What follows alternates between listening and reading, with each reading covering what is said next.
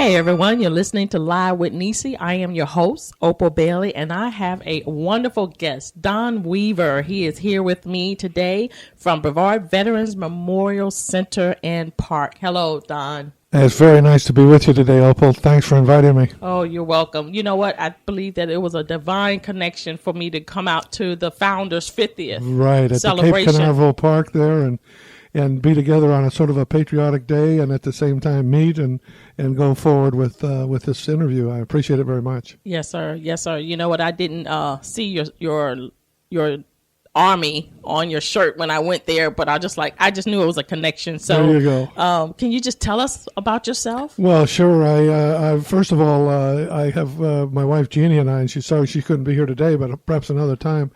My wife Jeannie and I were actually kids, space-age kids here in Brevard County. Grew up in Melbourne, Cocoa Beach, different houses at different times. So this has always been an area where we wanted to come back and live, and took many vacations here with our 4 children over the years. After I got out of high school, went on to college and joined the Army.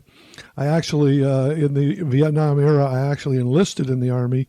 It's a good thing because I got drafted in the 7th week of basic training. Oh. So I went, the handwriting was on the wall, so to speak. Yes, sir. And I did the right choice because it gave me the program that I wanted to do to serve our country, 68 to 72.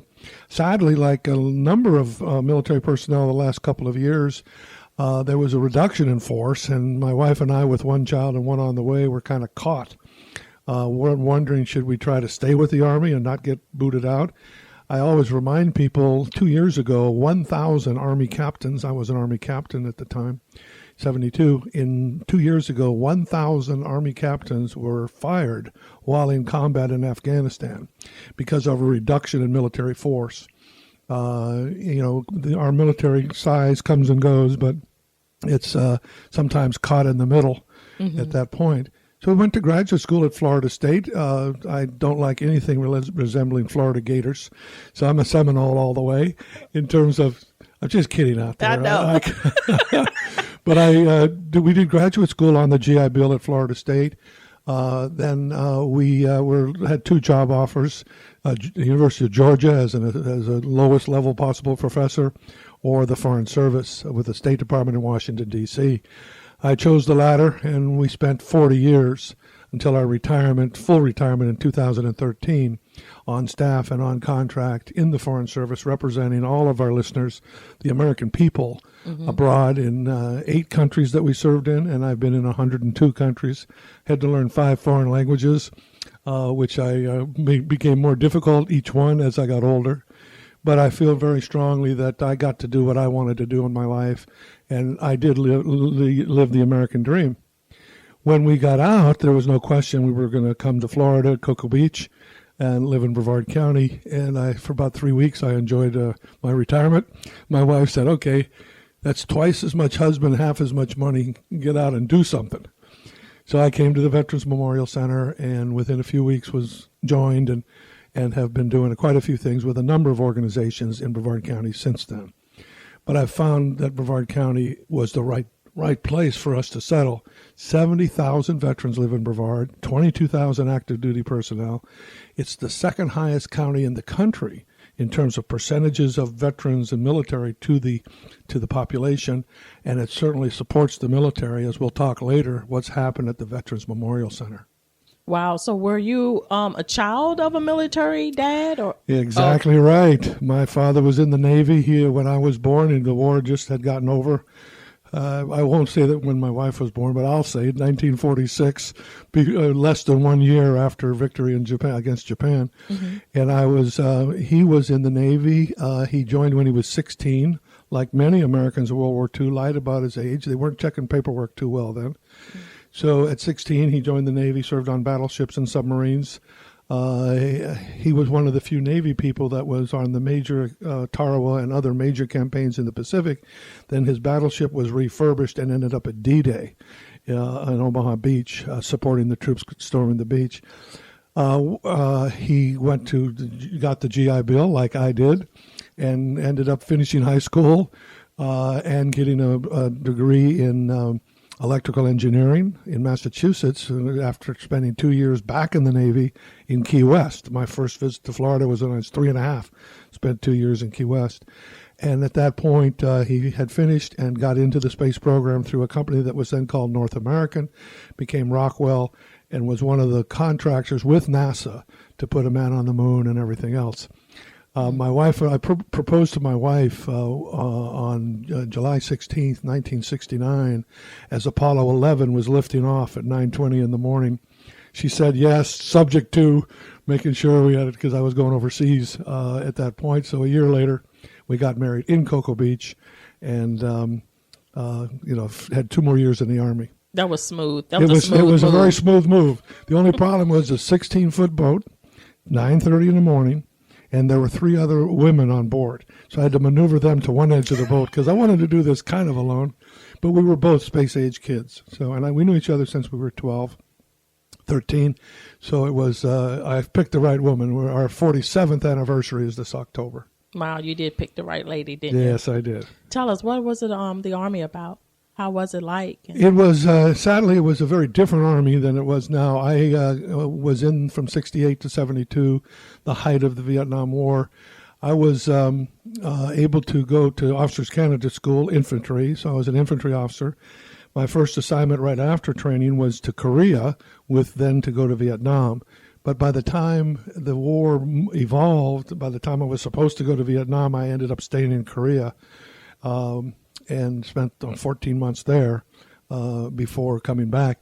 Ironically, I became a basic training company commander at Fort Dix, New Jersey, the same place I went to as a trainee. And in fact, my drill sergeant came back and worked for me as an Army captain, as my platoon sergeant. So he was worried that I would somehow be tougher on him like he had been on me, wisely so, but not the case. He and I are still friends. Oh, that's wonderful. Do you have any regrets of what you've been through in the Army? No, except for the one that I really wanted to stay in. But with the family, you just got to plan your life carefully. And I mean, I would never know if I would have been reduced from the Army, asked to let go. But I certainly was thinking about staying in, but I had already thought about what's called the military attaché program. In other words, to serve in embassies, which I ended up doing as a civilian for 40 years. And what was that all about? Well, in the State Department, we're tasked with representing our country all around the world. And the typical State Department career, about 2/3 of your time will be abroad, and the other third in Washington, in training or learning things or manning the desks to support overseas embassies. I did a wide range of things, from consular officer, issuing visas, to helping American citizens in jail in different countries. We served a total of 8 tours in Africa, 5 in Africa and 3 in Eastern Europe. And it was just a delight for me, as an American, to take my service to our country in a very different way than most Americans enjoy. But at the same time, I am very proud of the fact that as our country, through 8 presidents that I've served, has evolved in its foreign policy, and despite the frustrations of the last few years, it is clear to me that we need to have Americans that will be the kind of people that will get the world to understand what America is really about. When you think about it, when you look at history, there is no other country that, on a basis of a document written 235 years ago, is still there and still functioning.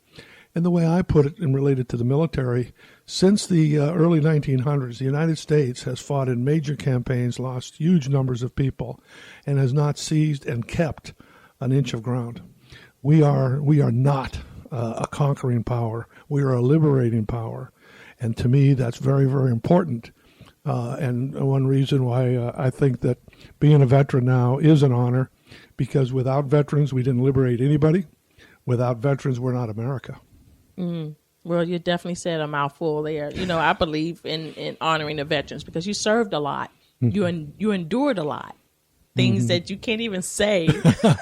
Or you don't want to talk about. Or you don't want to talk about, So I know that you've done a lot in the foreign countries. What are you doing now for the Well, veterans? this is a very interesting thing. When I came back, my wife said, "Look, that's enough relaxing for you. You're driving me crazy." We have a condominium in Cocoa Beach that we bought in '08, but really didn't live in it till 2013. So we retired here then. But I do occasionally go back to Washington on contract, where I help military and other personnel get ready to go overseas, which is an honor because I spent so much time overseas. I do know how an embassy works and everything else to help. So, but what we had been to the Brevard Veterans Memorial Center several years before, took our kids as it was being built in the 90s, in the 2000s. It was established officially as a place in 1990 when the county broke ground and a building was created on the Veterans Memorial Center right behind Merritt Square Mall. And so that initial building led the way to a plaza where there are monuments to the various conflicts, a couple of helicopters that look great, an aircraft, Navy aircraft, and a tank, and some other things, but mostly monuments to those who've served and sacrificed in all our wars.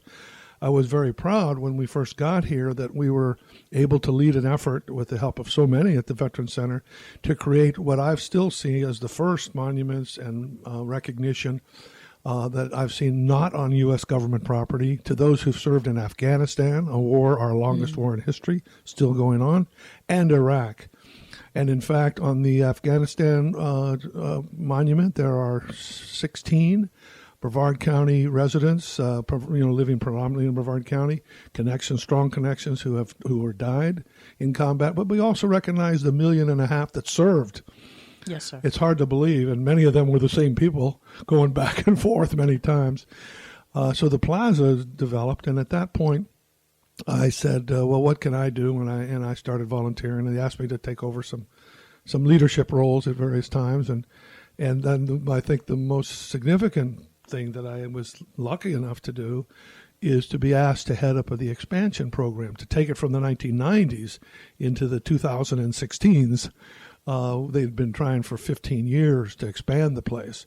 And I just said, what would make the most sense? So I said, let's challenge Florida, which is a veterans-friendly state, a veterans-friendly governor. He was a veteran in the Navy. Yes, sir. So I wrote an appropriation request to Tallahassee. We put it all together. I sent it off, not thinking that we would get it necessarily, because tight budget, always in Tallahassee, a lot of vetoes. But it was approved in the summer of 2015 for $1.5 million to build a brand new 6,000 square foot, 2-story museum with a 3-story tower modeled after the same towers that were used during World War II along the Florida coast to look for U-boats for Nazi submarines. And, of course, it was all up and down the whole U.S. coast. And that program, civilians would go and volunteer with their binoculars to look and then report back to Navy contacts if they found anything, saw anything. So I just dove in, and that's been 2.5 years ago. And now I think I'm a little bit deeper than many would be, but I've enjoyed it. I belong to 5 different organizations, and they each have different ways that they support veterans. But the reason I wanted to come and talk to you today, Opal, is that we have an obligation as veterans. We have to remember one thing of today. Less than 0.5% of America's population is in the uniform of American Armed Services today. So veterans, all of us, have an obligation, I think, to reach out to the youth and bring them aboard, show them what veterans have done, maybe motivate some of them to raise their hand, remembering that since 1983, not one single American has been told to serve. Everybody has volunteered since 1983, the end of the draft. So we have millions of Americans who keep going, even when the wars and the danger and the difficulty increase on this war on terror, the challenge that they have today. So it's just an amazing thing, a responsibility, then to reach out and help veterans and really ask Americans to come to our facility to understand more about them and learn more. I'm very proud of the fact, for example, we had 200 Boy Scouts for 3 days and 2 nights last weekend. We're going to have over 100 young people at our Memorial Day ceremony. Scouts, Sea Cadets, Girl Scouts, Boy Scouts, JROTC. So they'll hopefully stay and see the museum. Everything else, we of course arrange for free food, so it increases the chances. Right. But we really want to reach out to them and a lot of other Americans. I think we had 2,300 visitors to